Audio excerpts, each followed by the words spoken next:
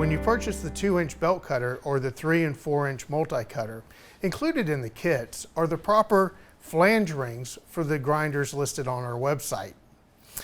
If you happen to have a fine grinder, you will need the 41.5 millimeter flange ring to properly attach the Manpa arm to the grinder. Simply place it around the base of the shaft and follow the instructions as listed.